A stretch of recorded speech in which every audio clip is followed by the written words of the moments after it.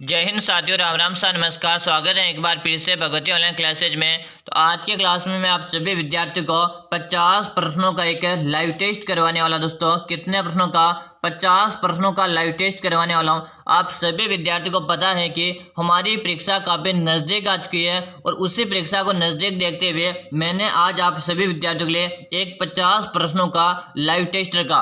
अगर आप इस 50 प्रश्नों के लाइव टेस्ट में अगर आपका स्कोर 30 प्लस आ रहा है, अगर आपका स्कोर है इस लाइव टेस्ट में 30 प्लस आ रहा है तो आपका पहली बार में पात्रता का एग्जाम निकल जाएगा। यानी कि हमारा जो 50 प्रश्नों का जो लाइव टेस्ट हो रहा, जिस प्रकार आपकी परीक्षा होने वाली, जिस प्रकार आपके परीक्षा हॉल में बैठकर आप परीक्षा दे रहे हो उसी प्रकार आपकी ये परीक्षा चलने वाली, ठीक है ना। तो 50 प्रश्नों का आपका क्या हो रहा है, एक लाइव पेपर चल रहा है। क्या चल रहा है? एक लाइव पेपर चल रहा है। एंड में इसका सोल्यूशन भी हम निकालेंगे, ठीक है ना। तो पूरा का पूरा ये 50 प्रश्नों का जो आपका सामने लाइव टेस्ट रहेगा ना, इसको आप एंड तक देखोगे। क्या करोगे? एंड तक देखोगे और लास्ट में आप कमेंट करके बताओगे कि लास्ट में आप कमेंट करके बताओगे कि गुरुजी मेरा स्कोर 30 प्लस रहा है। अगर आपका स्कोर भी 30 प्लस आ रहा है तब पात्रता एग्जाम है पहली बार निकालोगे। ये क्लास लेवल 1 के विद्यार्थी हो चाहे आप लेवल 2 के विद्यार्थी हो, दोनों के लिए क्लास इंपॉर्टेंट रहने वाली है।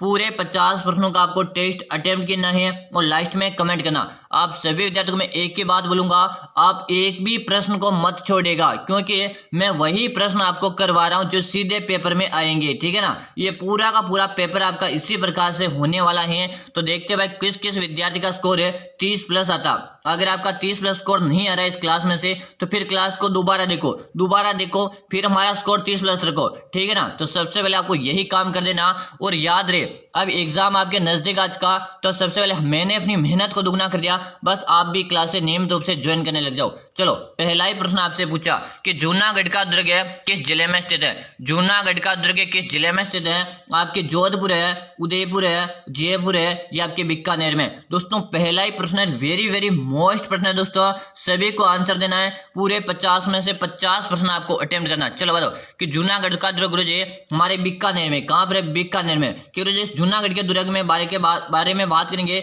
इसे रात्रि घाटी का दुर्ग भी कहते हैं। क्या कहते हैं? इसे रात्रि घाटी का दुर्ग भी कहते हैं और इसे जूनागढ़ दुर्ग को जमीन का जेवर भी कहते हैं। क्या कहते हैं? जमीन का जेवर के नाम से भी इसे जाना जाता है, ठीक है ना। पहला प्रश्न किस किस का सही होगा कमेंट कर दो, ठीक है। सही होगा भाई। चलो अगला ऑप्शन आपके सामने आज का।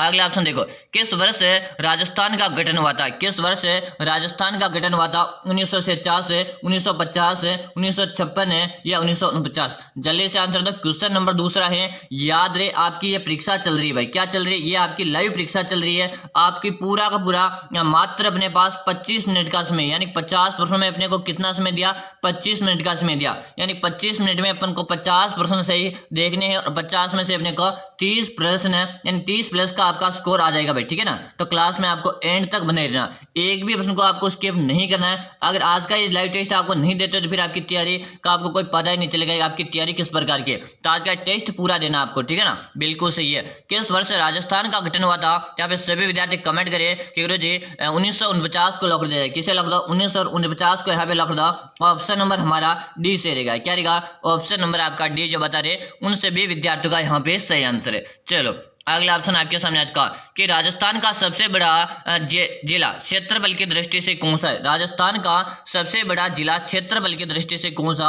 आपका जैसलमेर है, बाड़मेर है, बीकानेर है या आपका जोधपुर है। क्योंकि जब भी क्षेत्रफल की बात की जाए तो क्षेत्रफल की दृष्टि से हमारा राजस्थान का जैसलमेर जिला बड़ा है। कौन सा जिला बड़ा है? जैसलमेर जिला बड़ा है। इसमें 17 व्यक्ति प्रति वर्ग किलोमीटर निवास करते हैं। यानी कि आपका जैसलमेर जो जिला है क्षेत्रफल की दृष्टि से सबसे बड़ा जिला है। इसमें 17 व्यक्ति प्रति वर्ग किलोमीटर में 17 व्यक्ति निवास करते हैं, ठीक है ना। चलो अगला ऑप्शन आपके सामने आज का। दोस्तों अपन फास्ट चलेंगे, आप जस्ट आप थोड़ा फास्ट कमेंट करते रहो ताकि मैंने पूरा 50 प्रश्नों का जो आपका लाइव टेस्ट चल रहा इसमें आप जल्दी से इसे खत्म कर लो, ठीक है ना। चलो अब बताओ कौन सी नदी राजस्थान की जीवन रेखा के नाम से जानी जाती है? कि कौन सी नदी राजस्थान की जीवन रेखा के नाम से जानी जाती है? आपकी चंबल नदी, बनास नदी, लूणी नदी या घग्गर नदी? याद रहे आप में से एक भी विद्यार्थी को प्रश्न को को स्किप नहीं करना है, पूरा पेपर करवा रहा हूं मैं। याद रहे, जिस प्रकार का पेपर चलेगा ना, आपको आज यही मान के चलना, आप परीक्षा हॉल में बैठे हो और आपको 50 प्रश्नों का पेपर दे दिया हल करने के लिए, अब आप कितने प्रश्न सही कर पाते हो। यानी आपको खुद को परीक्षा हॉल में बैठा हुआ मानकर ही ये पेपर है सोल्यूशन करना है। ऐसा नहीं कि आप ऐसे मन से नहीं दे रहे हो, ऐसे दे रहे हो, ऐसा नहीं करना है। आपको मन से करना है, पूरा 50 प्रश्नों का पेपर मन से करना है। जिस प्रकार आप परीक्षा हॉल में सीरियस होकर बैठे हो रहते हो ना, उसी प्रकार यहाँ पर भी आपको सीरियस होकर बैठना है और पूरा पेपर अटेम्प्ट करना है। चलो बिल्कुल सही बता रहे कि रोज चंबल नदी को लॉक दो। इससे चंबल नदी को राजस्थान की कामधेनु कहा जाता है। क्या जाता है? कामधेनु के नाम से भी जानते हैं। अगर आपसे पूछे राजस्थान की कामधेनु किस नदी कहते हैं, तो आपके चंबल नदी को कहते हैं। यानी कि आपका ऑप्शन नंबर ए यहाँ पे राइट आंसर है।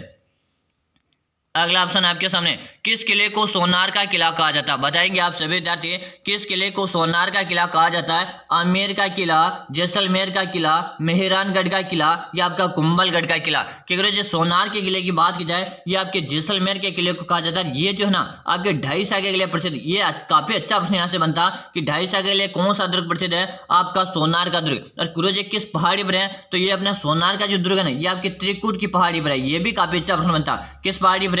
त्रिकुट की पहाड़ी पर है। चलो अगला ऑप्शन आपके सामने, अगला ऑप्शन है, राजस्थान के कौन से जनजाति गैर नृत्य के लिए प्रसिद्ध है? राजस्थान के कौन से जनजाति गैर नृत्य के लिए प्रसिद्ध है? बेल जनजाति, मीणा जनजाति, ग्रासा जनजाति या सहरिया जनजाति? दोस्तों याद रहे, जिन विद्यार्थियों ने अभी तक क्लास को लाइक नहीं किया, फटाफट से लाइक कर दो और साथ में आप चैनल को सब्सक्राइब कर लो, ताकि आगामी आपके सामने इस तरह की जब भी क्लास आएगी ना, उसका नोटिफिकेशन है सबसे पहले आपके पास आ जाएगा। अब बताओ, बिल्कुल शानदार सभी बता रहे बेल जनजाति। और बेल जनजाति के घर को क्या कहते हैं? बेल जनजाति के जो घर होते हैं ना, उसे कू या टापरा के नाम से जानते हैं। क्या कहते हैं उसे? कू या टापरा के नाम से बेल जनजाति के गुरु को जाना जाता। बेल जनजाति सर्वाधिक रूप से आपके उदयपुर जिले में आपको देखने को मिलती है। कहां पर है? बेल जनजाति सर्वाधिक रूप से आपको उदयपुर जिले में देखने को मिलती है। चलेगा भाई, अगला ऑप्शन आपके सामने, अगला ऑप्शन देखो, कुचामन है किसके लिए प्रसिद्ध है? बताएगा कि कुचामन है ना, ये आपके किसके लिए प्रसिद्ध है? जल्दी से बताएगा।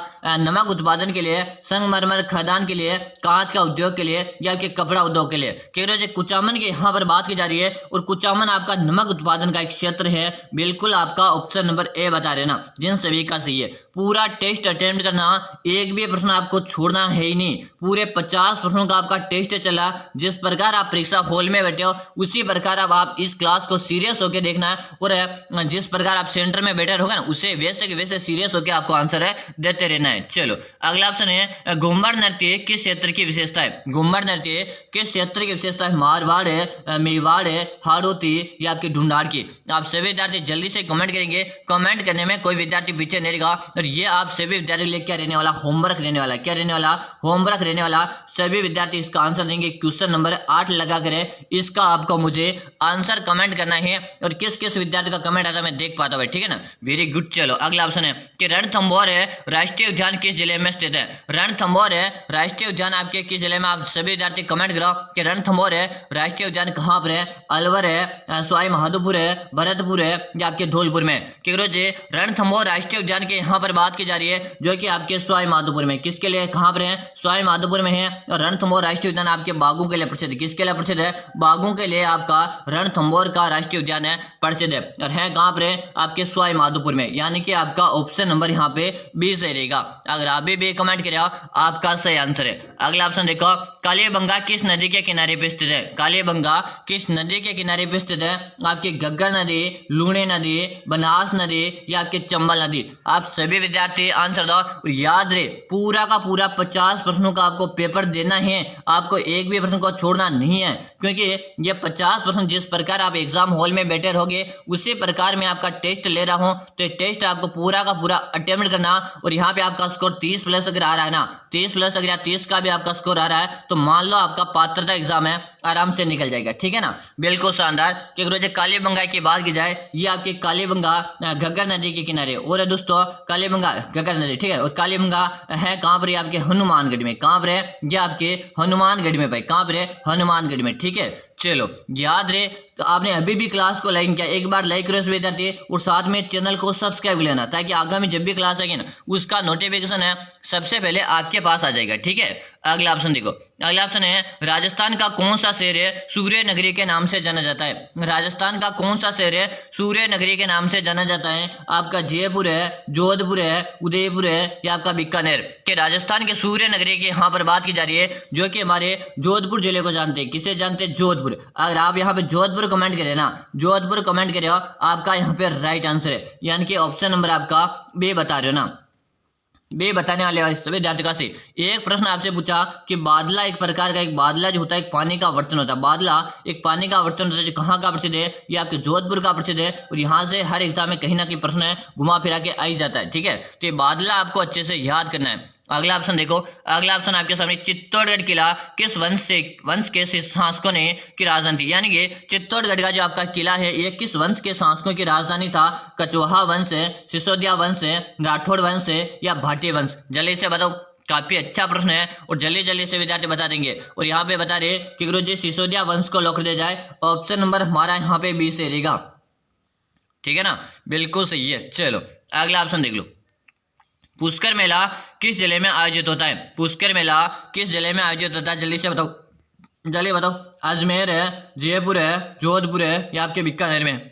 पुष्कर मेले की बात की जा रही है कि गुरुजी पुष्कर मेले का संबंध आपके अजमेर से रहेगा। इसे अजमेर को राजस्थान का हृदय कहा जाता है। क्या कहा जाता है? इसे अजमेर को राजस्थान का हृदय कहा जाता है। इसे अजमेर को भारत का मक्का के नाम से जानते हैं, यानी कि इसे राजस्थान का हृदय भी कहते हैं और इसे भारत के मक्का के नाम से भी आपके अजमेर को जाना जाता है। अगला ऑप्शन देखिएगा कि राजस्थान का कौन सा क्षेत्र है वागड़ क्षेत्र कहलाता है? राजस्थान का कौन सा क्षेत्र है वागड़ क्षेत्र के नाम से जाना जाता है? इससे पहले आप सभी विद्यार्थियों को बता दो, अगर आप भी रीट पात्रता एग्जाम की तैयारी कर रहे हो और आपको भी पहले बार में पात्रता एग्जाम निकालना, आपका सपना एक सरकारी शिक्षक बनने का, उसी सपने को पूरा करने के लिए मैंने आप सभी विद्यार्थियों के लिए 5000 प्रश्नों का ई बुक तैयार कर दिया। कितने प्रश्नों का? 5000 प्रश्नों का ई बुक तैयार कर दिया। अगर दोस्तों अभी अंतिम दिनों में ये 5000 प्रश्नों ई बुक है ओनली वन पढ़कर एग्जाम देने जाते हो, तो आप सभी विद्यार्थियों से मेरी 100% गारंटी है कि आपका पहली बार में पात्रता का एग्जाम निकल जाएगा। अगर आपको प्रथम बार में चाहते हो, देखो अब इस बार अगर आप ना, इस बार आपका पात्रता का एग्जाम नहीं निकला ना, फिर आपको 2 साल और वेट करना पड़ेगा। कितने साल? 2 साल आपको वेट करना पड़ेगा। इससे अच्छा है कि आप इसी बार पात्रता का एग्जाम निकाल लो। तब पात्रता एग्जाम निकलेगा कैसे? क्योंकि जब मैंने आपके लिए 5000 का आपके लिए ई बुक तैयार कर दिया ना, बस आप ये ई बुक पढ़ लो इन अंतिम दिनों में। बस इस ई बुक को सरसरी निगाहों से पढ़ लो। बस जैसे आप पेपर देने जाओगे ना एग्जाम हॉल में, जैसे आपके सामने 5000 का इस ई बुक में से पूरा का पूरा पेपर आपको देखने को मिलेगा। पूरा का पूरा पेपर है इसी ई बुक से देखने को मिलेगा। कि रोज ये ई बुक कहाँ मिलेगी आप बता दो। तो इस ई बुक का आपको नाम मात्र का इसका चार्ज लगेगा। कितना चार्ज रहेगा इसका? 99 रुपये का इसका चार्ज रहेगा। कितना? 99 रुपये का इस ई बुक का चार्ज है। और ई बुक है मिलेगी कहाँ पर? नंबर नोट करेंगे विद्यार्थी, 6367 है, 25 है, 623 6367 है, 25 है, 623। इसी नंबर पे आपको 99 रुपये का क्या करना? पेमेंट करना है। क्या करना? इसी नंबर पे आपको 99 रुपये का पेमेंट करना है, फोन पे, गूगल पे या पेटीएम के माध्यम से। और इसी नंबर पे आपको क्या करना? मुझे उसका व्हाट्सएप पे स्क्रीनशॉट भेज देना। कहाँ पे भेजोगे? व्हाट्सएप पे स्क्रीनशॉट भेजेगा। जैसे आप भेज दो उसके 5 मिनट के अंदर अंदर मैं आपको ये 5000 की बुक प्रोवाइड करवा दूंगा। और आप सभी से मैं वादा करता हूँ, अगर आप इन अंतिम दिनों में पढ़ लिया ना, आपका पात्रता एग्जाम प्रथम बार में निकल जाएगा। अगर इस बार आपका पात्रता नहीं निकला ना, फिर आपको 2 साल वेट करना पड़ेगा। कितने बार? 2 साल आपको वेट करना पड़ेगा। इससे अच्छा है 99 रुपये में परचेज करके एक बार ई बुक जरूर से पढ़ लो। जब आपके पास ई बुक आ जाएगी ना, तब आप खुद बोल दोगे कि गुरुजी आपने जो ई बुक दिया इसी से हमारा सिलेक्शन हुआ। जिस दिन आपका पेपर होगा 27 फरवरी को आपका पेपर होगा, जिस दिन आप मुझे बोलोगे कि गुरुजी आपने जो हमें ई बुक दिया था पूरा पेपर उसी में से फंसा। मैंने पहले भी वादा किया था पशु प्रचार वाले विद्यार्थी को, और पूरा पेपर वहीं से फंसा था। और आपसे भी मैं वादा करता हूँ, अगर आप ई बुक पढ़ के एग्जाम देने जाते हो तो आपको पूरा पेपर इसी ई बुक में से फंसेगा। ये मैं आपसे दावा करता हूँ, ठीक है। तो एक बार जरूर से पढ़ लेना।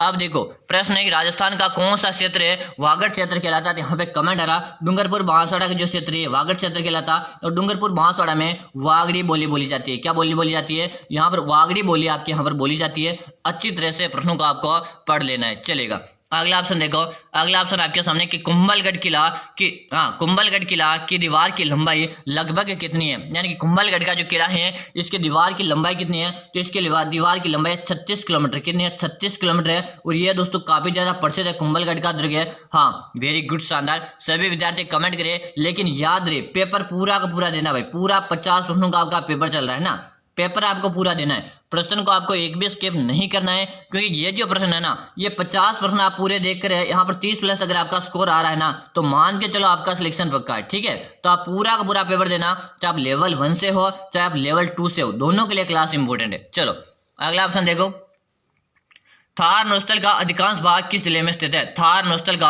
अधिकांश भाग किस जिले में? जैसलमेर है, बाड़मेर है, बीकानेर है या आपके जोधपुर में? कि थार नोस्टल का गुरुजी अधिकांश भाग की यहाँ पर बात की जा रही है, जो कि आपके रहेगा जैसलमेर में। कहाँ पर रहेगा? जैसलमेर में रहेगा। ऑप्शन नंबर आपका ए से रहेगा। अगर आप ए कमेंट कर रहे हो ना, यहाँ पे राइट आंसर है। अगला ऑप्शन देखो, अगला ऑप्शन उदयपुर शहर है किस जेल के किनारे पर बसा हुआ? उदयपुर शहर है किस जेल के किनारे पर बसा हुआ है? पिछोला जेल है, फतेह सागर जेल है, जैसमंद जेल है या राजमंद जेल? क्योंकि जैसमंद जेल काफी ज्यादा प्रसिद्ध है, ये आपके सोलुम्बर जिले में। कहाँ पे?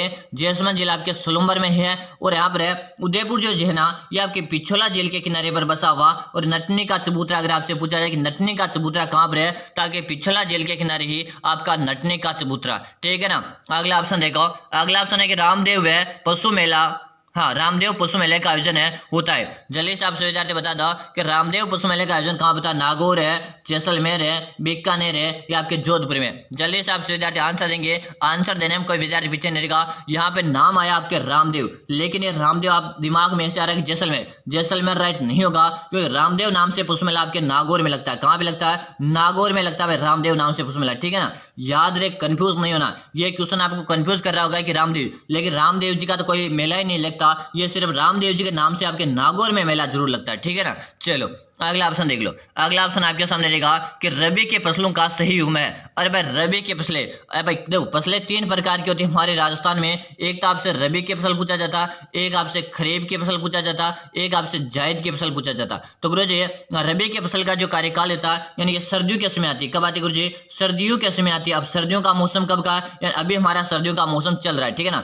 तो ये हमारी कौन सी होगी? रबी फसल। और अब आप खुद ऐसे याद करो कि अभी के मौसम में आपके खेतों में कौन कौन सी फसलें बोर की, तो आप सभी को पता होगा। अभी हमारे खेतों पर देखो चना बोर का है, गुरुजी बाजरा नहीं बोते, तो पहला ऑप्शन क्या हो गया? कट हो गया। ठीक है। चलो कि अभी बात करेंगे कि गुरुजी अलसी बिल्कुल बोते, धनिया बिल्कुल बोते, जीरा बिल्कुल बोते, मेथी बिल्कुल सही है। यानी कि देखो अब ज्वार ये आपके रवि की नहीं है, ये भी कट हो गया। बाजरा ये भी नहीं है, तो ऑप्शन कौन सा रहेगा? ऑप्शन नंबर आपका बी से रहेगा। कौन सा रहेगा? ऑप्शन नंबर बी आपसे विद्यार्थी का यहाँ पे राइट आंसर है। चलो अगला ऑप्शन आपके सामने, कपास के लिए उपजाऊ मिट्टी है। कपास के लिए कौन से उपजाऊ मिट्टी होती है? काली मृदा, लेटराइट मृदा, लाल मृदा या बलुई मृदा? क्या गुरुजी कपास के लिए सर्वाधिक उपयुक्त जो मिट्टी मानी जाती है, काली मृदा को माना जाता है। ऑप्शन नंबर आप एक को लगा दो। याद रहे पूरा 50 प्रश्नों का टेस्ट है भाई, के प्रश्न को आपको एक भी नहीं करना है, पूरा टेस्ट आपको अटेम्प्ट करके जाना। और 30 प्लस का अगर आपका स्कोर आ रहा है ना, मान लो सिलेक्शन पक्का, यानी आपको स्कोर तो देख कर ही जाना है एंड में। चलो अगला ऑप्शन देखो, अगला ऑप्शन आपके सामने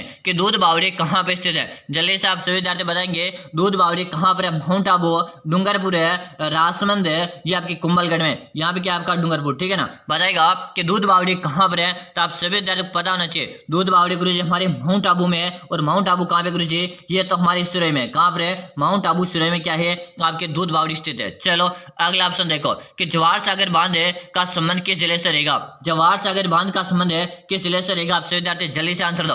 आंसर देने में एक भी विद्यार्थी पीछे नहीं रहना चाहिए। और बिल्कुल से विद्यार्थी कमेंट करे गुरुजी कोटा कोटा कोटा, क्या बात, मजा आ गया। जो विद्यार्थी यहाँ पर कोटा बता रहे ना, कोटा बता रहे, उन सभी का क्या है यहाँ पे राइट आंसर है। चलो भाई अगला ऑप्शन देख लो। अगला ऑप्शन है राजीव गांधी सिद्धमुख नौहर परियोजना को किस बांध से जल की प्राप्ति होती है? बताओ जल्दी से। राजीव गांधी सिद्धमुख नौहर परियोजना को किस बांध से होती है? तो यहाँ पे सभी का आना चाहिए ऑप्शन नंबर सी। क्या रहा है? ऑप्शन नंबर सी को यहाँ पे डायरेक्ट आप लॉक कर दो। ऑप्शन आपका सी बिल्कुल सही रहेगा। चलो अगला ऑप्शन देखो। अगला ऑप्शन है किस जेल से श्यामप्रभ भाट नामक 2 नहरें निकाली गई है? किस जेल से श्यामप्रभ भाट नामक 2 नहरें निकाली गई है? फतेह सागर है, राजसमंद है, जैसमंद है या आपके पिछोला जेल? क्या गुरुजी कहाँ से निकाली गई है श्यामप्रभ और भाट नहरें? ये हमारे गुरुजी ये हमारे अपने जैसमंद जेल से निकाली गई। कहाँ से? जैसमंद जेल से। ऑप्शन नंबर सी बता रहे ना, से बताने वाले विद्यार्थी का सभी का से। एक बार आप सभी विद्यार्थी क्लास को लाइक कर दो और साथ में आप चैनल को सब्सक्राइब कर लो, ताकि आगामी इस तरह की क्लास जब भी मैं लेकर आऊंगा, यानी कि हमारी क्लास आएगी सुबह को। कब आएगी क्लास का टाइम नोट कर लो, सुबह को आएगी 7 बजे। कब आएगी? तो 7 बजे आपके सामने जल्दी से उसका नोटिफिकेशन आपको मिल जाएगा। चलो अगला ऑप्शन देखो, अगला ऑप्शन है चंबल नदी के सहायक नदियों के सही युग्म का चयन कीजिए। यानी चंबल नदी की आपको सहायक नदियां बताने की कौन कौन सी है, जल्दी से बताओ। Option A, option B, option C या ऑप्शन डी। क्योंकि जो चंबल नदी की बात करेंगे तो चंबल नदी की जो सहायक नदियां हैं ये आपकी काली सिंध भी है, नेवाज भी है, बनास भी है। यानी कि ऑप्शन नंबर आपका यहाँ पर है डी पर हमारा डॉग सही रहेगा भाई। ठीक है, जो भी डी बता रही है सभी का सही है। अगला ऑप्शन है कि पूर्वाई का संबंध रहेगा भाई। जल्दी से बताओ कि पूर्वाई का संबंध कैसे, आप जल्दी से सभी विद्यार्थी आंसर दे दो।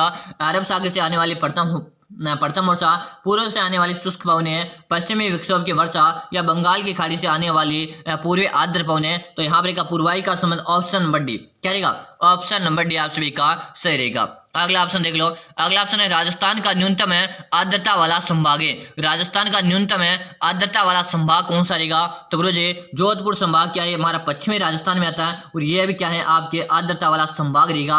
ऑप्शन नंबर आपका यहाँ पर क्या रहेगा, ऑप्शन बी बिल्कुल आपका सही। याद रहे आपको एक भी प्रश्न को स्किप नहीं करना है, टेस्ट आपको पूरा देना है। क्लास को लाइक नहीं किया लाइक करो, चैनल को सब्सक्राइब किया आप जल्दी से सब्सक्राइब लेंगे। चलो अगला प्रश्न आज का आपके सामने है कि मध्य अरावली के सर्वोच्च चोटी है। यहाँ पर दोस्तों मध्य अरावली की बात की जा रही है, यानी कि मध्य अरावली में Guruji option A, option B, option C या ऑप्शन डी। तो यहाँ पे रहेगा सभी का ऑप्शन नंबर ए क्या रहेगा, ऑप्शन नंबर ए बता रहे ना, उन सभी का सही है। अगला ऑप्शन देख लो, अगला ऑप्शन है संघ राज्य क्षेत्र का प्रशासक होता है। संघ राज्य क्षेत्र का प्रशासक होता है, जल्दी से बताओ। राज्यपाल है, उपराष्ट्रपति, उपराज्यपाल है या मुख्यमंत्री, तो कौन होता है जल्दी से बता देंगे। और यहाँ पर कमेंट करिए सभी विद्यार्थी, ऑप्शन नंबर सी बिल्कुल आपका सी बता रहे ना, सी। दोस्तों याद रहे चैनल को आपको सब्सक्राइब करिए बिना क्लास को छोड़ना है ही नहीं, यानी आप चैनल को सब्सक्राइब कर लो ताकि जैसे मेरी अगली क्लास आएगी ना उसका नोटिफिकेशन आपके सामने आ जाएगा। मुख्यमंत्री की नियुक्ति कौन करता है, जल्दी से बताएगा कि मुख्यमंत्री की नियुक्ति कौन करता है। तो गुरुजी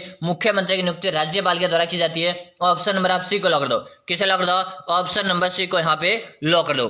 अगला ऑप्शन देखो कि राजस्थान का उच्च न्यायालय के प्रथम मुख्य न्यायाधीश कौन है। राजस्थान के उच्च न्यायालय के प्रथम मुख्य न्यायाधीश कौन है, तो ये रहेगा आपके के वर्मा। कौन जाएगा, के वर्मा रहेगा। ऑप्शन नंबर आपका बी से रहेगा। यहाँ पे प्रथम पूछा दोस्तों, और प्रथम चीज हमेशा आपको अच्छे से याद करनी है। चलो अगला ऑप्शन है भारतीय संविधान के किस अनुच्छेद में ग्राम सभा की स्थापना का उल्लेख किया गया, बताएगा जल्दी से सभी विद्यार्थी। भारतीय संविधान के किस अनुच्छेद में ग्राम सभा का स्थापना का उल्लेख किया गया, तो किस अनुच्छेद में क्या, जल्दी से बताएंगे सभी विद्यार्थी। और यहाँ पे बता रहे अनुच्छेद 40 में, किसमें, अनुच्छेद 40 में। ऑप्शन नंबर आपका बी बता रहे, जिनका से थोड़ा अपन है फास्ट चलेंगे, थोड़ा अपन फास्ट चलेंगे ताकि पूरे 50 प्रश्न हम जल्दी से कवर कर ले, ठीक है ना। अगला ऑप्शन देखो, अगला ऑप्शन ग्राम सभा का सचिव होता है। दोस्तों राज्य व्यवस्था से क्वेश्चन चल रहे हमारे, ये क्वेश्चन राज्य व्यवस्था से चल रहे, ठीक है ना।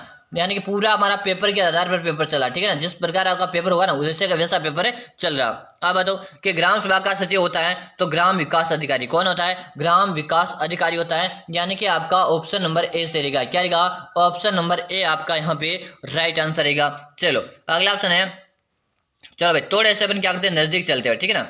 अगले ऑप्शन देख लो, अगला ऑप्शन मुगलों के साथ है निरंतर संघर्ष में रहने वाले मारवाड़ के शासक थे। मुगलों के साथ है निरंतर संघर्ष करने वाले मारवाड़ के शासक कौन थे। तो यहाँ पे सभी विद्यार्थी जल्दी जल्दी कमेंट करो, कमेंट करने में एक भी विद्यार्थी पीछे नहीं रहेगा, जल्दी से बताएंगे। तो चंद्रसेन आप सभी का सही रहेगा, ऑप्शन नंबर बी बता रहे ना, जिनका सभी का राइट आंसर है। अगला ऑप्शन देखो, अगला ऑप्शन आपके सामने आज का कि देश के प्रथम है जियो हेरिटेज साइट है रामगढ़ क्रिएटर्स किस जिले में स्थित है, जल्दी से बताएंगे। तो यहाँ पर रहेगा आपके बूंदी में, कहाँ पर रहेगा, बूंदी। जो विद्यार्थी यहाँ पर बूंदी बता रहे ना सही, बूंदी को राजस्थान की छोटी काशी या बावड़ियों के शहर के नाम से जाना जाता है। अगला ऑप्शन आपके सामने कि मार्च 2024 में भारतीय पैरालंपिक समिति के अध्यक्ष कौन चुने गए थे। इससे पहले आपसे विद्यार्थी बता दो, अगर आप भी करे हो रीट पात्रता एग्जाम की तैयारी और आपको पहली बार में चाहते हैं गुरुजी मुझे तो पात्रता एग्जाम निकालना है, प्रथम बार में मुझे पात्रता एग्जाम निकालना, तो आप सभी विद्यार्थियों के लिए मैंने एक 5000 प्रश्नों की बुक तैयार कर दी। कितने प्रश्नों की, 5000 प्रश्नों की बुक तैयार कर दी। अगर आप इस प्रथम बार यानी पहली बार निकालना चाहते हो तो आपको अंतिम दिनों में 5000 प्रश्नों की बुक पढ़ के देना।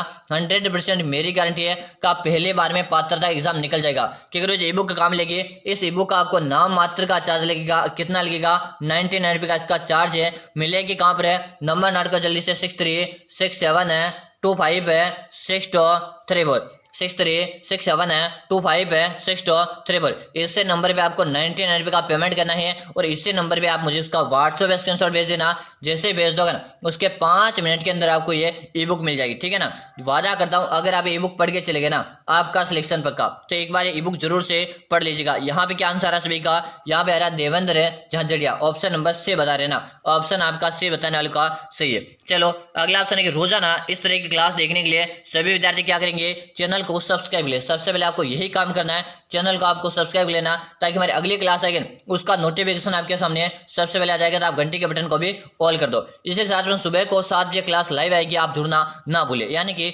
सुबह 7 बजे क्लास आएगी, यानी कि अभी शाम को देखो क्लास का टाइम एक बार नोट करो कि सुबह सबसे पहले आती है हमारी क्लास सुबह को। और सुबह कब आती है, सुबह को 7 बजे आती है। सुबह को कब आती है, सुबह को 7 बजे क्लास आती है। फिर क्लास आती है हमारी शाम को, और शाम को कब आती है, शाम को 4 बजे। यानी कि अब दोस्तों एग्जाम यानी 27 फरवरी तक हमारा यही टाइम रहने वाला है कंटिन्यू क्लास होगा। तो आप 27 फरवरी तक रेगुलर क्लासेस ज्वाइन करें। अब आप चैनल को जल्दी से सब्सक्राइब करके क्लास को लाइक करके प्यारा सा कमेंट करके बताएगा कि आपका स्कोर कितना रहा, आपका स्कोर कितना रहा, कमेंट करके बताएगा। फिर मिलते इसी तरह की अगली क्लास में सुबह को 7 बजे। कब आएंगे, सुबह को 7 बजे। तब तक ले जय हिंद, वंदे मातरम। और सुबह को 7 बजे आप सभी क्लास को ज्वाइन करना।